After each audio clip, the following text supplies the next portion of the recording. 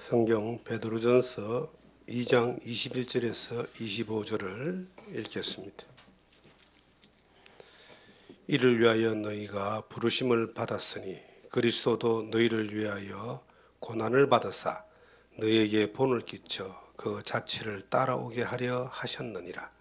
그는 죄를 범하지 아니하시고 그 입에 거짓도 없으시며 욕을 당하시되 맞대어 욕하지 아니하시고 고난을 당하시되 위협하지 아니하시고 오직 공의로 심판하시는 이에게 부탁하시며 친히 나무에 달려 그 몸으로 우리 죄를 담당하셨으니 이는 우리로 죄에 대하여 죽고 의에 대하여 살게 하려 하심이라. 그가 채찍을 맞음으로 너희는 나음을 얻었나니 너희가 전에는 양과 같이 길을 잃었더니 이제는 너희 영혼의 목자와 감독 되신 이에게 돌아왔느니라. 아멘. 우리 주님의 발자취를 따라라는 제목으로 베드로전서 2장 21절에서 25절의 말씀을 통해서 우리에게 주시는 하나님의 은혜를 함께 나누기를 원합니다. 우리가 예수 그리스도를 믿고 예수 그리스도를 따라가고 예수 그리스도를 닮아가고 예수 그리스도의 뜻을 순종하는 것이 그리스도인들의 마땅한 모습입니다. 그런데 너무나 많은 사람들이 예수 그리스도를 알아서 믿는 거하고 또 예수 그리스도를 믿고 따르는 거하고 이것을 분리해서 그렇게 생활하기 때문에 많은 교회가 있고 많은 그리스도인들이 대한민국에 1,000만 이상이 있다고 하지만 그리스도를 나타내고 하나님께 영광을 돌리는 그러한 모습이 아니라 도리어 하나님의 이름을 욕되게 하고 하나님의 교회를 비방거리로 삼는 그러한 정말 안타깝고 마음 아픈 그러한 현상들로 우리에게 지금 많이 보여지고 있습니다. 성경 에베소서 4장을 보시면 이런 말씀이 있습니다. 13절에 우리가 다 하나님의 아들을 믿는 것과 아는 일에 하나가 되어 온전한 사람을 이루어 그리스도의 장성한 분량이 충만한 데까지 이르리니, 그리스도의 장성한 분량에까지 이르도록 충만한 데까지 이른다는 말은 자라간다는 의미를 이야기합니다. 성장한다는 이야기를 합니다. 신앙은 거듭났을 때 태어나는 겁니다. 그리고 자라가는 과정이 있고 그리고 자라서 해야 될 역할이 있습니다.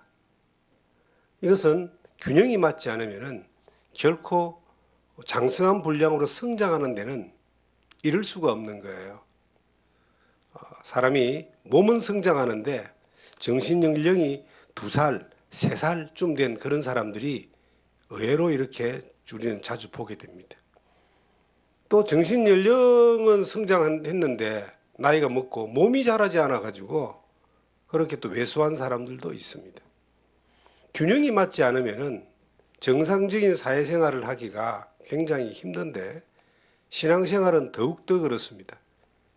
장성한 분량에까지 이른다는 것은 균형이 맞는 성장을 이야기합니다. 사람으로 말하면 나이가 먹으면 육신도 거기에 맞게끔 크고 정신도 크고 마음도 크고 그리고 성숙해지는 그런 사람을 정상적인 사회생활하는 사람이라고 하듯이 신앙생활은 더욱더 그렇습니다.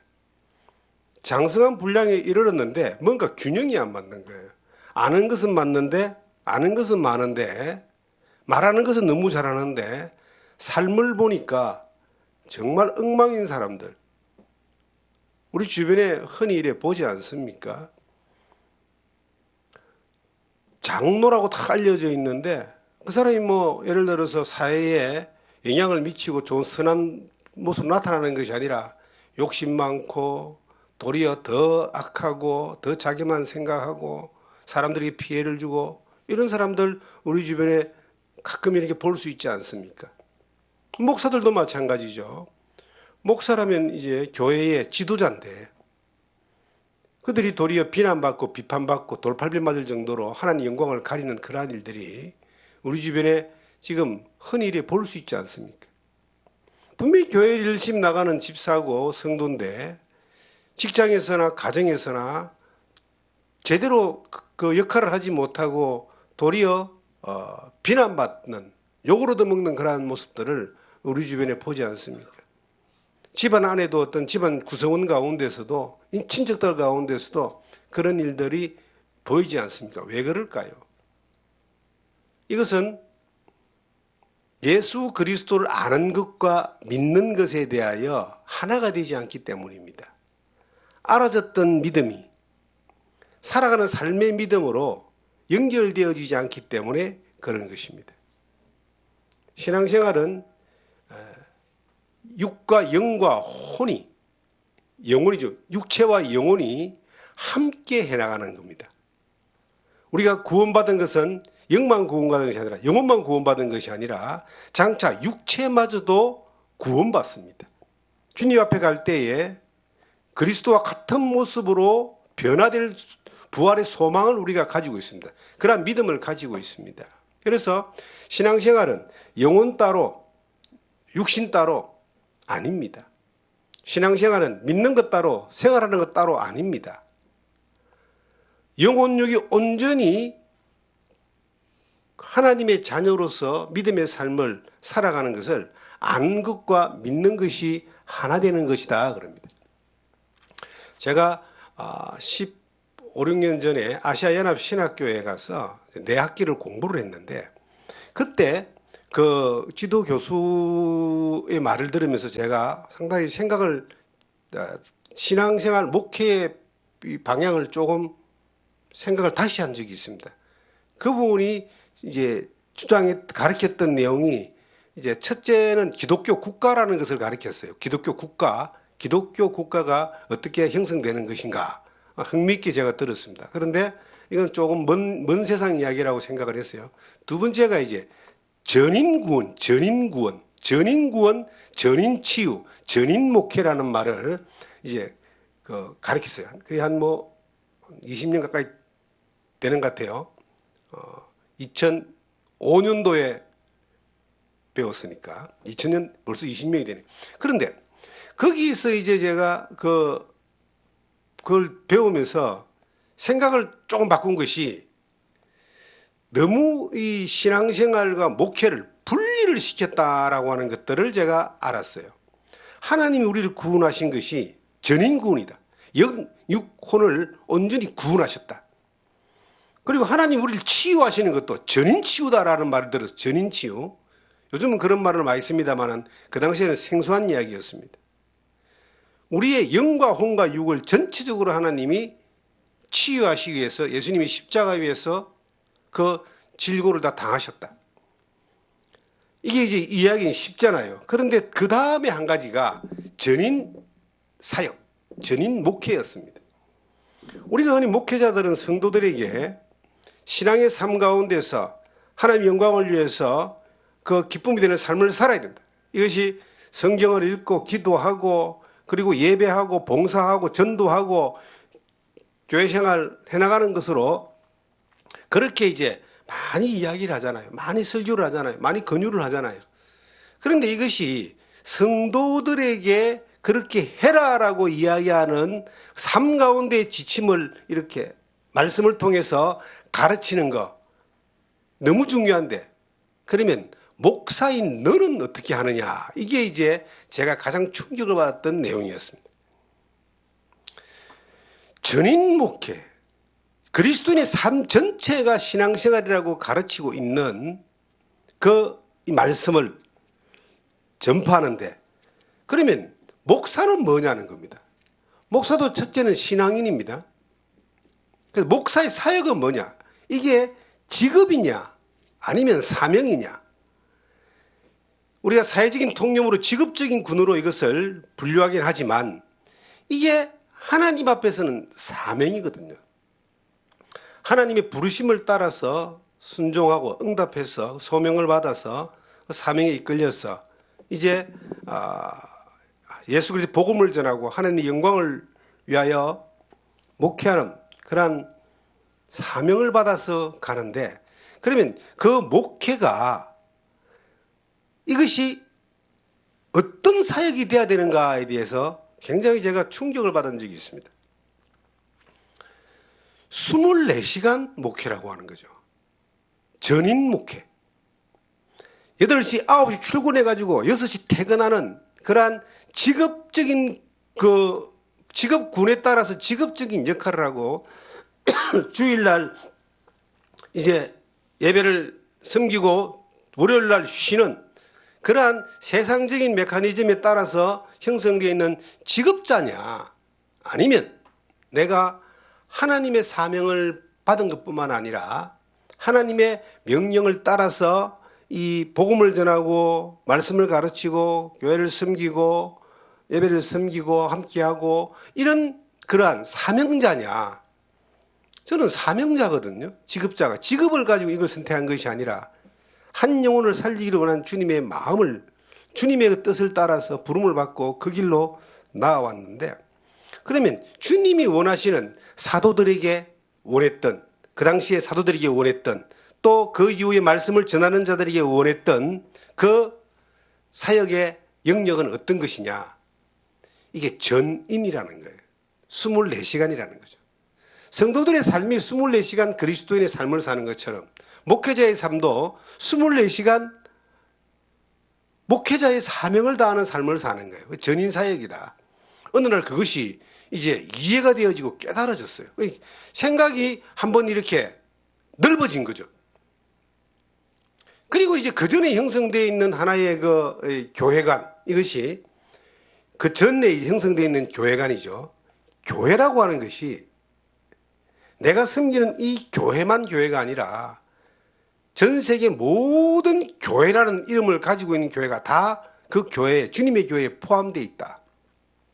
예수 그리스도가 머리고, 그리고 예수 그리스도의 피로 구원받은, 예수의 피의 복음을 전하는 모든 그 공동체는 그 교회에 속해 있는 하나의 지체들이다. 이것이 이제 그 훨씬 이전에 형성이 되어 있는 교회관인데, 이것이 접목이 이렇게 딱 되어지는 거예요. 그러면 내가 24시간 동안 목회하는 그 사역에 그 대상이 누가 되느냐? 첫째는 세상입니다. 세상의 모든 사람들에게 복음을 전해야 되니까. 그러면 그 세상의 모든 사람들에게 복음을 전하는데 그 대상인데, 그 교회는 어디에 속해 있는 교회냐? 어떤 교파나 지역이나 인맥이나 형성이나 신학교나 이런 쪽이 아니라 예수 그리스도를 머리로 둔 모든 지체가 교회라는 것, 이게 접목이 되니까, 적용이 되니까 사역을 하는 데 있어서 상당한 자유로움이 오는 겁니다. 내가 뭘 이루어야 되고 만들어야 되고 또한 어떤 자리에 가야 되고 어떤 것을 해야 되고 하는, 가져야 되고 하는 그런 것들이 확 풀어져 버린 거예요. 그거 사실 소용없는 것이다. 주님 앞에 섰을 때는. 24시간 목회와 그 섬기는 교회의 영역이, 복음을 전하는 일터의 영역이 전 세상이고 교회의 영역이 주님의 교회고 해야 될 일이 24시간 하나 주어지는 것들이 내 목회 사역이다라는 것이 이 형성이 딱 되어지니까 목회를 하는 데에 있어서 그 자유로움이 이루 말할 수 없고, 그리고 더 중요한 것 하나가 어느 날 주님이 저에게 깨닫게 해주신 그 20년 전에 그 시기에 또 알게 해주신 것이, 하나님의 일은 하나님이 하신다. 하나님이 필요한 사람을 통해서 하나님의 일을 하시기 때문에 그 하나님과 가까이 있고 그 하나님의 말씀 안에 가까이 있고 성령의 인도함 가운데 있고 믿음 안에서 깨어서 24시간 내가 주어진 모든 자리가 사역의 자리라고 하는 것들이, 이것이 되어졌을 때 항상 하나님은 신호를 보내시고 일을 맡겨주시고 삶을 책임지는 것뿐만 아니라 사역마저도 그분의 영역에서 책임진다는 것에 대하여 믿음이 이렇게 형성이 된 거예요. 그리고 그렇게 이제 살아가지다 보니까 처음에는 그 이전의 구습이라고 하는 것이 많이 부딪히기도 하고 여러 가지 어려움도 있었지만, 그런 방향으로 계속 살아오다 보니까 어떻게 되어져 갔냐면은 24시간이 사역이 되는 겁니다. 그리고 또 하나는요, 모든 만나는 만남이나 어떤 이 환경이나 상황이나 환경이 이것이 하나님이 허락하시고 인도하신 것이라는 것들로 이해가 되어지는 겁니다. 그래서 이곳에 와서 이 산골짜기 와서 목회를 하는 것 또한 하나님이 때에 하나님이 일하셔서 이곳으로 보내시고 인도하셔서 이 일을 하게 하셨다. 저를 통해서 그 일을 하게 하신 것에 대하여 마음을 주시고 환경을 주시고 여건을 주시고 그리고 이 일이 되어지도록 만들어 주셔가지고 이곳에 온 것입니다. 이곳에서 하나님이 사람들을 보내주셔가지고 그들에게 복음을 전하고 하나님이 그 사람들에게 그 필요한 회복이든 위로든 치유든 그리고 또한 말씀을 배우는 것이든 어떤 것이든 간에 하나님이 보내주신 사람이다라고 믿어지니까 한 사람도 소홀하게 대하지 아니하고 어떤 사람도 하나님이 그를 향하여 보내주신 것에 대한 목적이 있기 때문에 그 일을 수행하는 겁니다. 그래서 이곳이 예수 그리스도의 주막교회다. 누가복음 10장에 나오는 강도 만난 자를 사마리아인이 나귀에 태워가지고 주막에 맡겼는데 그 주막 주인은 맡겨진 그 강도 만난 자를 치우는 주님이 포도주와 기름으로 하셨지만 먹이고 씻기고 재우고 운동시키고 위로하고 그리고 회복시켜서 다시 보내는 것이 그것이 주막인 거예요. 여기가 주님의 주막교회다. 생명나무 주막교회다. 그 일을 지금 이제 8년째 이곳에서 하고 있는데 너무나 감사한 것은 하나님이 일하심이 끊임없이 나타나고 있는 거예요. 그러니까 이곳에서 우리가 말씀을 전할 때에 혹은 우리가 살아갈 때에 동네 사람을 만나든지 지나가는 사람을 만나든지 아니면 찾아오는 사람을 만나든지 어떤 이유를 가지고 만나는 모든 사람에 대하여 전인으로 그들을 섬기고 도우는 일을 하는 것이 사역이다. 주막집 주인이 강도 만난 자를 맡겼을 때에 주님이 맡겨놓고 같이 있는 것이 아니고 잠깐 갔다 온다 그랬어요. 내가 지금 여행을 가야 되는데 또 다른 데를 가야 되는데 이 사람을 치료해줘라. 데나리온 2를 맡겼어요. 비용을 맡겨줬다 이 말이에요. 그리고 말하기를 주님이 말씀하시기를 돈이 더 들면 부비가 더 들면 내가 돌아와서 갚아주겠다 그랬습니다. 저는 이곳에서 이 주막집 예수 그리스도의 주막교회에 이곳을 섬기면서 주님이 이미 맡겨주신 것이 있습니다. 데나리온 2에 대해서 뭐 여러 가지 이야기가 있겠지만은 신약과 구약이라는 성경을 맡겼다는 그런 이야기도 될 수 있고 성령님이 우리 가운데 또 맡겨주셔가지고 성령님이 이것을 또 다 보호하신다는 의미도 될 수 있고 뭐 여러 가지 되겠지만 이미 맡겨놓은 것이 많다는 거예요. 주님이 주신 것이 있기 때문에 부족하지 않는데 혹시나 감당할 수 없을 만큼의 부족함이 있다면 그건 내가 돌아와서 갚아주겠다. 주님이 반드시 오시잖아요. 재림하시잖아요. 우리가 주님 앞에 서잖아요. 혹시나 모자라면 그때 갚아주겠다. 모자란 적이 없기 때문에 모자란 것이 없기 때문에 이미 주신 것이 충분하기 때문에 뭐 크게 모자란 것이 없습니다. 내 은혜가 너무 족합니다. 일할 수 있는 것만으로 족합니다. 그래서 만나지는 모든 사람, 이곳이 좋아서 오든지 이유가 있어서 오든지 오는 모든 사람에 대하여 우리가 주님처럼 전인으로 그들을 섬기는 거예요. 첫째는 말씀과 기도로 섬기죠. 그리고 편안하게 쉴 수 있도록 또 편안하게 대화할 수 있도록 대한민국 사람들은 인간은 먹어야 되잖아요. 먹는 거, 또 마시는 거, 또 이 보고 누리는 거, 쉬는 거 모든 것들에 대하여 주막집에서 일하는 사람의 마음으로 전인 주님이 24시간 사역하게 하라 했기 때문에 그 일을 해나가는 겁니다. 근데 그것이 힘드냐? 전혀 힘이 들지 않습니다. 그것은 주님이 함께하는 것이고, 주님이 맡기신 것이고, 주님이 비용을 지불한 것이고, 주님이 혹시나 비용이 모자라면 또 다 갚아주겠다고 약속하신 것이기 때문에 편안함이 있습니다. 일하는데 이것이 힘든 것이 아니라 누려짐이 있다는 거예요.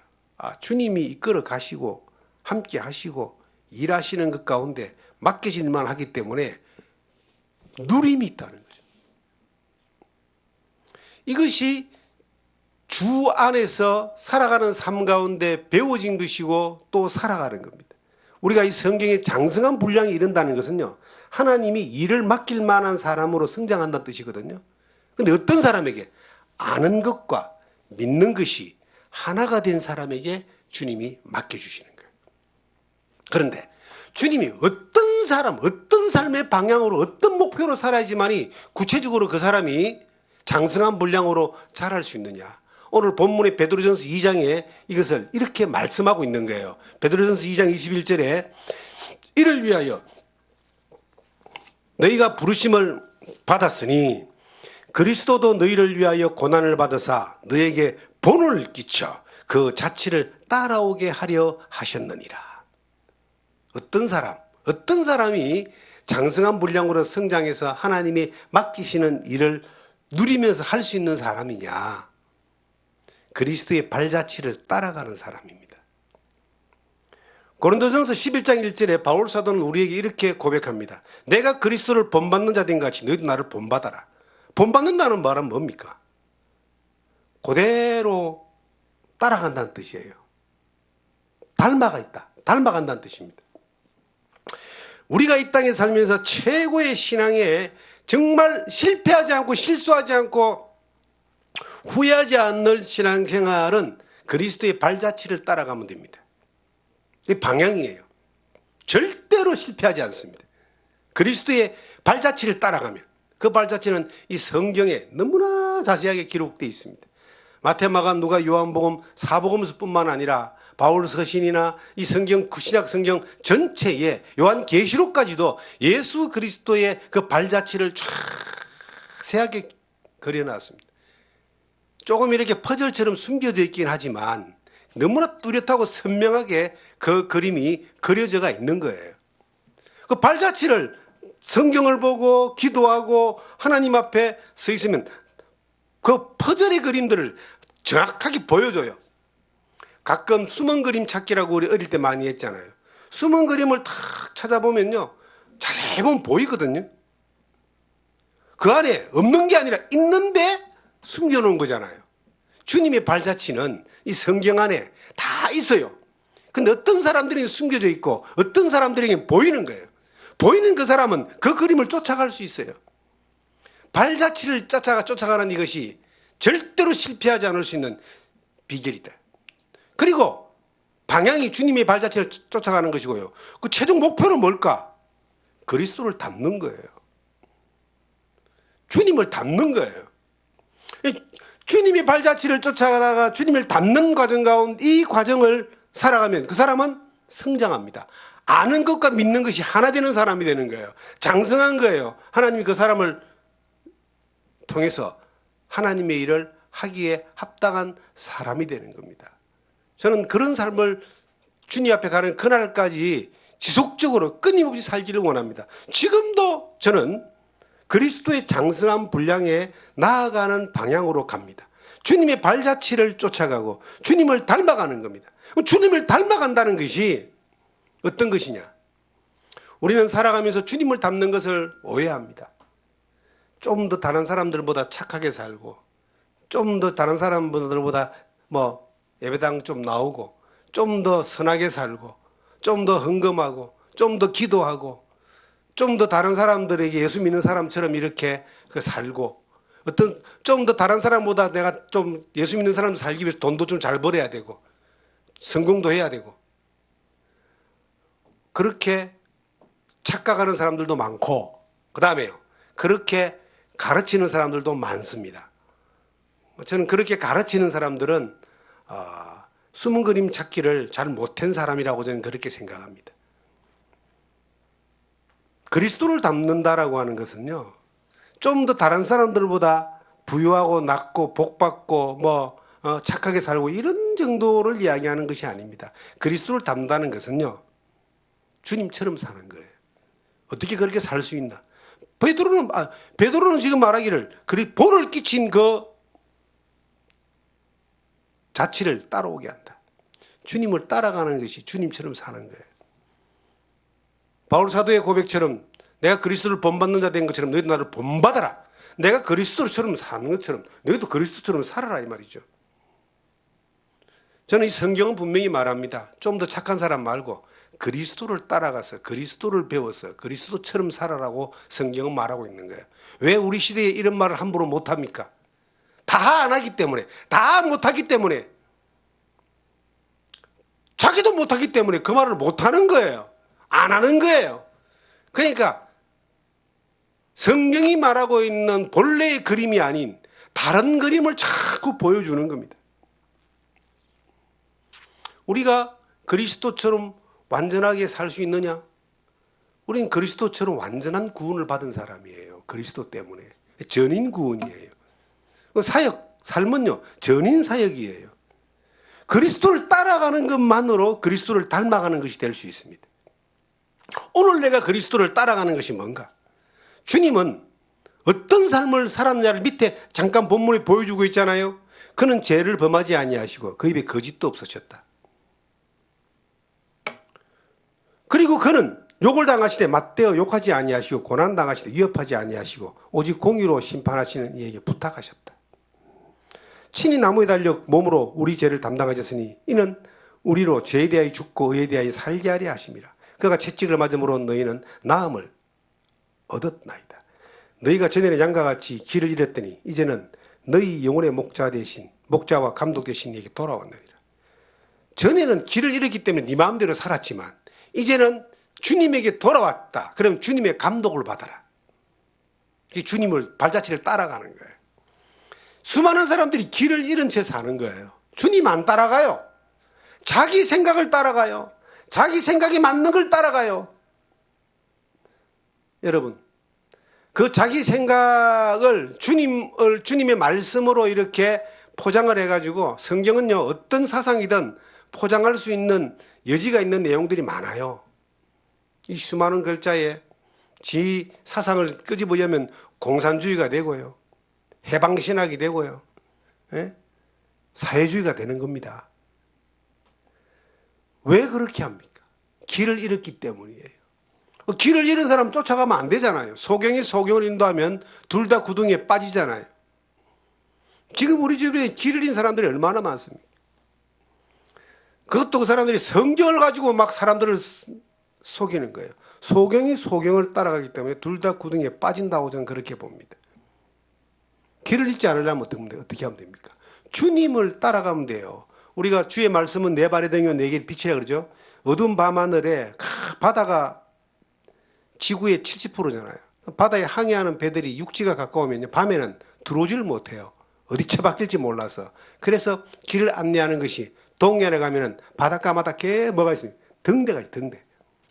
등대가 쫙 비치면 그 등대를 보고 이제 항구로 들어오는 거예요. 그런데 우리의 등대는 누구냐? 예수 그리스도입니다. 이 어두운 폭풍을 치는 이 세상에 주님의 빛이 그 빛된 빛을 발자취를 따라만 가면은 절대 실패하지 않습니다. 그런데 그 빛이 아니라 다른 빛을 쫓아가는 거예요. 엉뚱한 빛을 쫓아가면은 어디 처박혀서 길 잃은 자가 처박혀서 죽는 겁니다. 양 한 마리가 들판에 나갔는데요. 자기가 길을 찾아오지 못해요. 근데 주님이 찾아오면 다행인데 그대로 돌아다니면 늑대한테 이리한테 잡혀서 죽는 거예요. 우리가 주님의 발자취를 따라간다는 건 뭐냐면 주님을 배우면 돼요. 마태, 마가, 누가, 요한복음에 주님이 무슨 일을 하셨습니까? 주님의 첫 번째 모습은요. 여기 보니까 고난당하셔서 우리를 구원하셨다. 피 흘리셔서 나를 구원하셨다 그랬잖아요. 내가 예수 그리스도의 피 흘림의 은혜로 말미암아 구원받고 죄사함 받고 하나님의 자녀된 이것이 주님이 하신 일 때문에 내가 이루어진 거예요. 그걸 내가 믿기 때문에 그 놀라운 약속이 이루어졌는데 우리가 그러면 나를 위해 피 흘리신 그 주님을 따라가는 이것이, 목자 되신 주님을 따라가는 것이 길을 잃지 않는 거예요. 세상에 무슨 일이 벌어져도, 내 주변, 내 앞에 어떤 상황이 벌어져도, 내 자녀나 부모나 친지나 어떤 사람들이 어떤 상황이 와도 내가 하나님의 이 말씀, 예수 그리스도를 따라가면, 발자취를 따라가면은요, 우리는 안전한 길로 갈 수 있습니다. 그걸 저는 배웠어요. 그리고 항상 우선순위가, 선택의 우선순위가 주님을 따라가는 겁니다. 세상의 어떤 권력도 권세도 어떤 부와 영광도 잠깐 있다가 사라집니다. 잠깐 있다가 사라지는 그것 때문에 내가 주인, 나를 인도하시는 나의 주인 되시고 감독 되신 주님을 잠깐 손을 놓아버리고 그 일락을 위해서 부귀영화를 쫓아갔다면 어떤 일이 벌어질까? 예, 잘 먹고 잘 살다가 길을 잃어버리고 죽는 거예요. 인생 하나님 앞에 쓰임은 받지 못하는, 그냥 사명자가 아니라 직업자가 되고 목자를 쫓아가는 참 목자의 그 반열이 아니라 사꾼이 되는 그런 쪽으로 전략할 수 있어요. 한순간이에요. 마귀는 늘 그런 미끼를 던지는데 그 미끼를 물지 않고 주님만 갈 수 있었던 것은 딱 하나입니다. 주님의 발자취를 따라가기 때문이에요. 주님 어떤 발자취를 따라갔습니까? 그 유명한 마태복음 27장에 보시면 아버지여 내 뜻대로 마옵시고 아버지의 원대로 하옵소서. 할 수만 있으면 이 잔을 내게서 옮기기를 원하나이다. 그러나 나의 원대로 마옵시고 아버지의 원대로 하옵소서. 그 겟세마네 동산에서 주님의 그 기도가 주님의 그 우리에게 따라오기를 원하는 삶의 모습입니다. 주님께 순종하라. 주님의 뜻을 따라라. 하나님의 뜻을 따라라. 목숨이 위태하고 십자가에 달리기 바로 직전에 그걸 아시면서도 그 십자가의 길을 간 것은 내 뜻이 아닌 하나님의 뜻대로. 그리고 그것을 그 길로 갔기 때문에 내가 놀라운 구원을 받고 내가 이 놀라운 은혜를 얻고 내가 놀라운 사랑을 받고 지금 살고 있는 거예요. 그럼 나도 주님을 따라가는 게 뭡니까? 내가 아는 것은 많은데 왜 믿지 못하는 거예요? 주님의 뜻보다도 내 뜻이 더 중요하기 때문에. 하나님의 뜻보다도 세상의 뜻이 더 중요하니까 쫓아가니까 길을 잃어버려요. 저는 길을 잃어버린 수많은 사람들을 봅니다. 왜냐? 이 그림은 숨어있기 때문이에요. 숨은 그림이거든. 딱 찾고 나서 보면 아 저거구나 알지만 못 찾는 사람은 절대 못 찾아요. 이 숨은 그림이. 그래서 숨은 그림을 다 찾고 성경을 많이 연구하고 상고하고 이 묵상하고 보는 이유가 그래도 남은 조각 한두 조각이라도 그 숨은 그림을 찾을 수 있기 때문이에요. 계속 보면 계속 찾을 수가 있어요. 근데 숨은 그림을 못 찾기 때문에 그림이 완전히 안 보이니까 지가 원하는 대로 상상한 대로 생각한 대로 자기가 마음먹은 대로 그렇게 그림을 오해하게 만드는 겁니다. 길을 잃어버리지 마라. 전에는 길을 잃었는데 왜 지금도 길을 잃었느냐? 목자를 안 보고 안 따라가니까. 주님의 발자취를 안 따라가니까. 주님이 마가복음 10장 45절에 인자에 온 것은 승분을 받으려 함이 아니라 섬기려 한다. 자기 목숨을 도리어 많은 사람의 대속물로 주려 하기 위해 왔다. 주님은 어떤 분이냐? 섬기는 자로 오신 거예요. 하나님이 인간의 태를 빌려서 마국간에 태어나신 분이 예수님입니다. 그분이 이 땅에 33년을 사셨는데 30세 때부터 공생의 기간을 사시면서 어떤 일을 하셨습니까? 누구한테 섬김받은 게 있습니까? 도리어 그분은요 안전병을 일으키시고 소경의 눈을 뜨고 가늠하다가 현자 잡힌 여인을 구원해주고 죽은 자를 살리고 문둥이를 살리고 깨끗게 해주고 오병이어로 5,000명을 먹이고 주님은 섬김받은 게 없어요. 다 섬기셨어요. 목숨까지도 십자가 위에서 피 흘려서 한 방울 피가 다 흘려서 우리를 구원하셨습니다. 우리가 주님을 따라가는 게 뭐예요? 발자취를 따라가는 게 뭐예요? 주님을 닮는 게 뭐예요? 섬기는 자로 살자. 주막집에서 일하는 사람은 비용을 걱정할 필요가 없어요. 왜냐? 주님이 이미 주셨기 때문에. 그리고 혹시 모자라면 나중에 갚아주겠다 하기 때문에. 혹시 모자라는 일이 저에게는 아직까지 없었습니다. 주님이 주신 거예요. 책임을 지고 계신 거예요. 이미 주신 것도 너무 큰데, 이미 받은 구원도 크고 받은 은혜도 크고 너무 큰데 자기의 욕심을 쫓아가다가 망하는 사람들이 얼마나 많은지.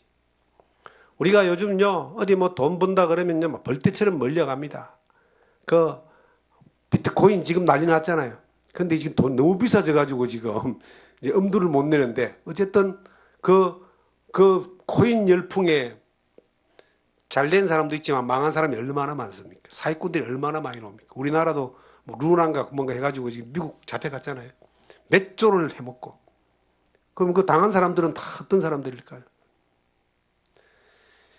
길을 잃었기 때문에 헛된 길을 쫓아가다가 그렇게 망하는 거예요. 우리가 주님의 말씀을 따라서 주님이 가신 걸음을 쫙 가는 거예요. 그러면 길을 잃지 않습니다.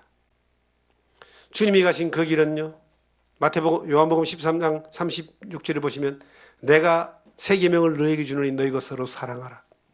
너희가 서로 사랑하면 이로써 너희가 내 제자인 줄 알리라.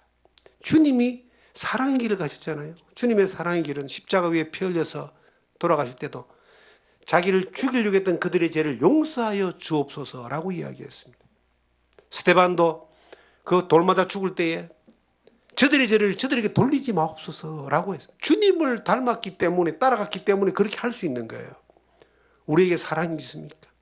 내가 조금만, 나도요 성질이 좋지 않는 사람의 부류에 들어가는 사람이라 조금만 나도 나한테 불이익을 주고요 도전하고 도발하면은 바로 그냥 응징을 하는 사람입니다. 그런데 예수 믿고 주님을 따라가다 보니까, 주님을 닮아가다 보니까 용서가 되어지고 사랑으로 품으려고 하는 거예요. 그리고 그렇게 해야지만이 주님이 나타나고 하나님 뜻이 이루어지고 영광이 나타나기 때문에, 발자취를 자꾸 따라가니까 조금씩 성품도 바뀌고 성질도 바뀌고 성격도 바뀌고, 성질, 성품, 성격 다 똑같은 거지만 다 다릅니다, 여러분. 주님을 따라가다 보니까 그렇게 변화가 일어나는 거예요. 우리가요 좀 더 착한 사람 되기를 주님이 원하지 않습니다. 주님은 나를 좀 닮아라 그러는 거예요. 따라오라 그러는 거예요. 베드로를 부를 때 나를 따라오라. 레위를 부를 때 나를 따라오라. 주님이 따라오라 그랬어요.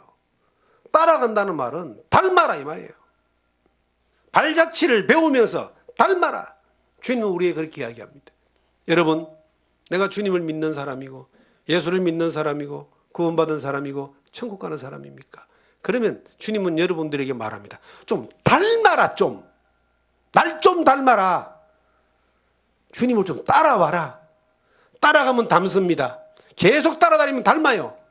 저는 주님을 45년 따라왔는데 조금씩 닮아가다 보니까 지금까지 왔습니다. 앞으로도 계속 따라갈 겁니다. 길을 잃지 않고. 여러분, 우리 주변에 길 잃은 수많은 사람들은 엉뚱한 거 따라가다 길을 잃는 거예요. 유혹하는 자를 따라가다 길을 잃는 거예요. 예? 그 속삭이는, 그 길을 잃게 만드는 그 속삭이는 사기꾼들의 말에 길을 기울이지 말고 하나님의 말씀에, 우리를 위해 십자가에 펴신 주님의 그 은혜에 눈을 고정하시고 그분을 따라갑시다. 그분을 따라가는 가운데 길을 잃지 아니하고 후회하지 않는 그러한 삶을 살아가는 여러분과 제가 되기를 주님의 이름으로 축원합니다.